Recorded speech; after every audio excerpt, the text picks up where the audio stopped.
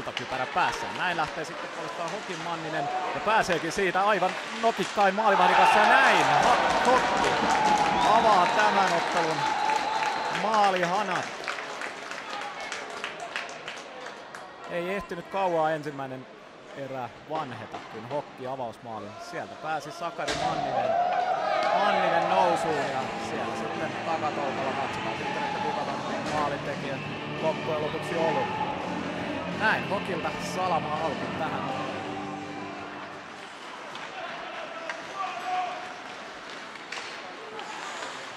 No nyt pääsi komeasti siellä koko kentän läpi. Teemu Huttu aivan keskikaistaa siitä ja yläpeltiin tilanteeksi 0-2.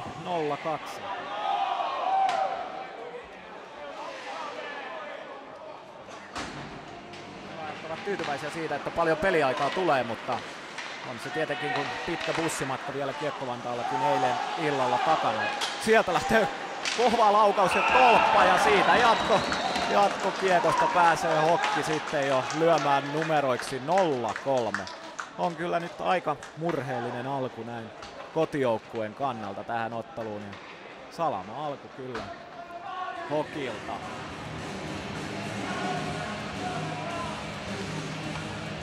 Eilenhän Hokki täräytti 29 minuutissa 5 maalia tuossa 15 kilometrin päässä Keravalla ja sama tahti jatkuu ja sieltä luistelee sitten ensimmäisen kerran tällä kaudella Kiekko-Vantaan maaliin Toni Tammi.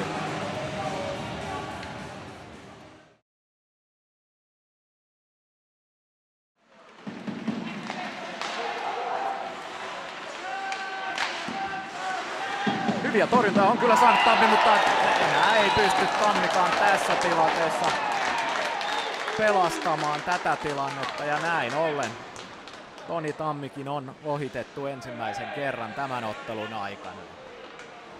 Kajaanin Hokki siirtyy 0-4 johtoon. 10.34 ottelun toista erää jäljellä. Ruuttu Eskelistä vastaan aloitukseen.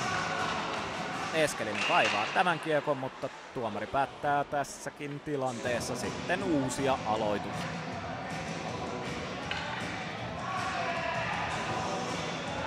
Ja aloituksen uusimisia kyllä nähdään ehkä välillä jopa hieman liiankin usein, mutta se nyt vain on minun oma mielipiteeni. Sieltä hienosti pääsee Artemi Jossapov kaventamaan ottelun 1-4. Siinä upealla laukauksella Jossapov yllättää Teemu Seppäsen sinne maalin kattoon ja sinne Seppäselle kannattaakin laukaa sieltä. Tilaa yleensä onkin. Näin Kiekko-Vantaa kaventaa lukemiksi 1-4. Maalintekijänä Artemi Jossapov. 1-4 jatketaan. Katsotaan nyt sitten, että minkälaisen lisäruiskeen tästä Kiekko-Vantaa saa. Piristysruiskeen siinä Jossapovilla oli jo jälleen hyvä laukauspaikka ja sieltä tulee maali. Niko Maneliuska se on sitten vai muuttaako Kiekko suuntaan vielä jostain, mutta Maneliuksen laukauksesta tämä tilanne tulee ja näin Kiekko-Vantaa 2-4. Vahvasti on kuitenkin pelannut Riku Toivo tänään, voittanut monta kaksikappalua, saa siihen Santaselle kiekko ja Santanen laukoo. Tammi torjuu, mutta torjuu siihen eteensä ja kiekko jää pyörimään sinne ja kiekko pomppii kuin pomppiikin maali. 2-5 Hokille. Siinä kiekko jäi pomppimaan siihen maalin eteen. Tammi siinä parikin torjuntaa otti, mutta 9 hyökkääjä.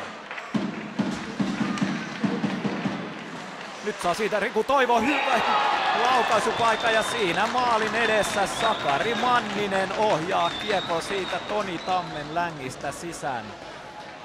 Näin Hokkin 6. maali. Ja näin nyt pääsee Kiekko-Vantaa sitten hyökkäykseen. Helenius tulee vauhdilla.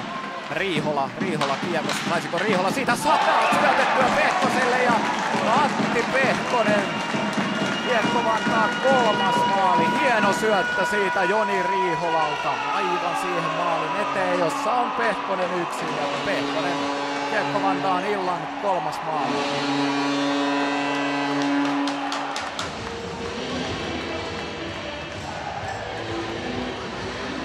Se on Antti Pehkoselle kauden ensimmäinen osuma. Tämä on hyökkäyskolmikko. Siellä on myös sitten Jossakov hyökkäjän jäällä. Eli siellä on nyt 4 hyökkäjää. Jossakoville kiekko siihen Kaukolle. Kiekko jää siihen maalille. Nyt olisi Jossakovin paikka. Jossakov ampuu maaliin! Näin! 4-6. Ja sehän meni juuri niin kuin pitää.